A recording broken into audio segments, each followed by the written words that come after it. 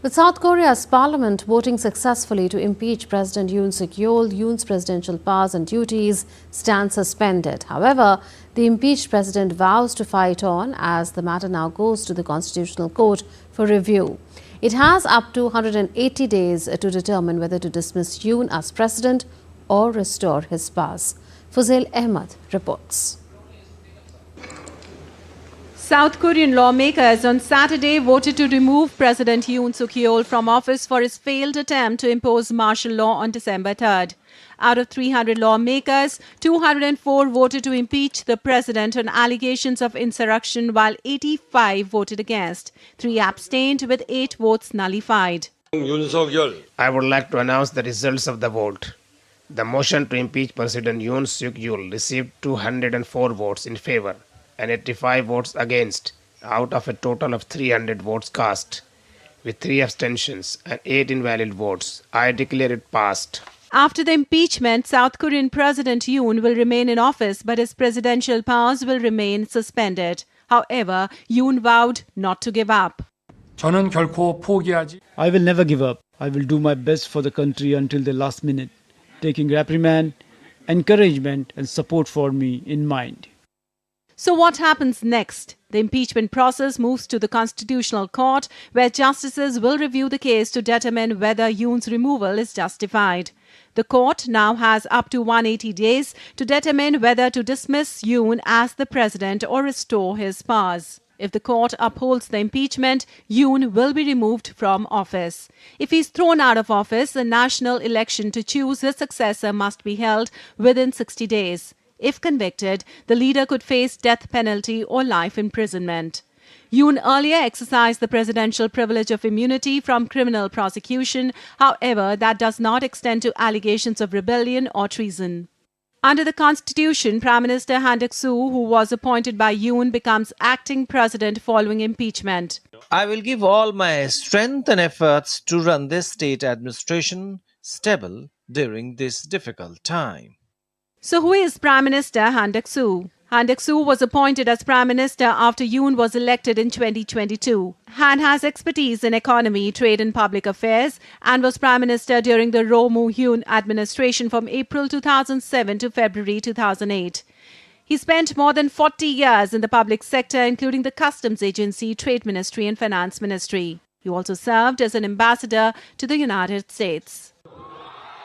The vote took place as hundreds of thousands took to the streets of Seoul in rival rallies for and against Yoon, who launched a failed attempt to impose martial law on December 3rd.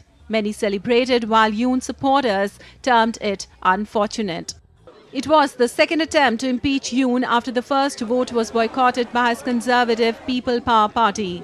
The impeachment came following his short-lived attempt to impose martial law on December 3rd. His move had shocked the nation and split his party. Fuzail Ahmed reporting for DD India. My colleague Shubhendu Ghosh now joins us live from the New Delhi newsroom. Shubhendu, Yoon has described the vote as a temporary pause to his presidency. What do you read into that defiance? His defiance may be seen as perhaps one last straw of credibility that he'd like to protect, particularly in the eyes of his supporters. Although it is to be noted that his public ratings, public approval has been spiraling down. It's just barely double-digit figures now. We know that since December 3rd, when the declaration of martial law happened by him, to him revoking the order, and thereafter 2 impeachment motions, the second one turned out to be successful in the National Assembly. We've seen him really losing out on the opportunity to acknowledge what he has done and perhaps even step down, as many of his party leaders would have preferred. But he hasn't done that. He has apologized for the inconvenience that he's caused to the people, but he hasn't acknowledged that applying the martial law was wrong at the first place. He continues to say that his commitment for public welfare continues.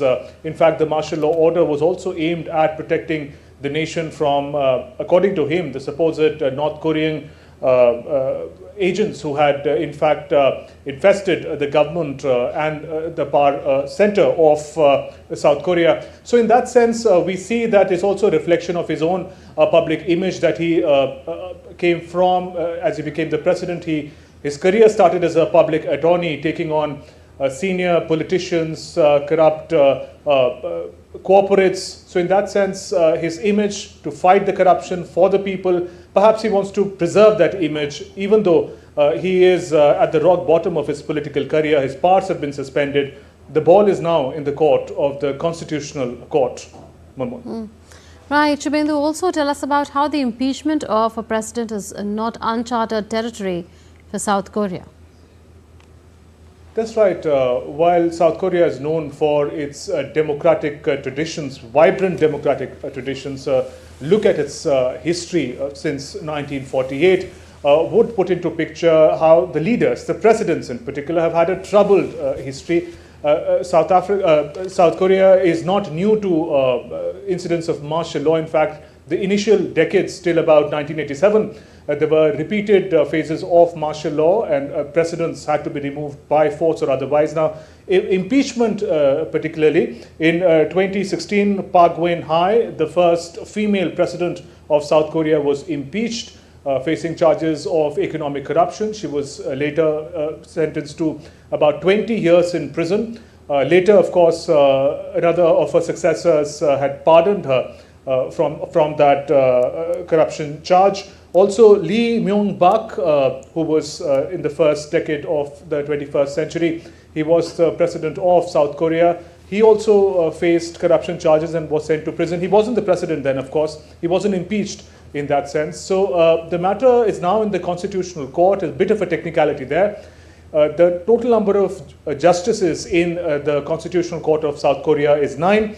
The number of justices who are in attendance is 6. 3 seats are vacant. Now, the interim Chief Justice has said that they will, in fact, proceed with the trial in a swift and fair manner. They have about 180 days to complete the trial. But in an ideal situation, experts say there should at least be 7 justices on the panel for the quorum of the Constitutional Court to operate. So in that sense, there's a bit of a technicality. To impeach a president, you need at least 6 judges out of 9. Theoretically, to go ahead with the impeachment. In this case, since there are only 6 judges, all of them will have to agree as far as the impeachment of President Yoon Suk Yeol is concerned. Even one disagreement would fail the impeachment motion. So in that sense, the technicality, trickiness of the process continues, but we'll have to wait and watch how it proceeds, the Constitutional Court, in the next 180 days. Until then, the powers of Yoon Suk Yeol remain suspended. Shubhendu Ghosh reporting from New Delhi Newsroom.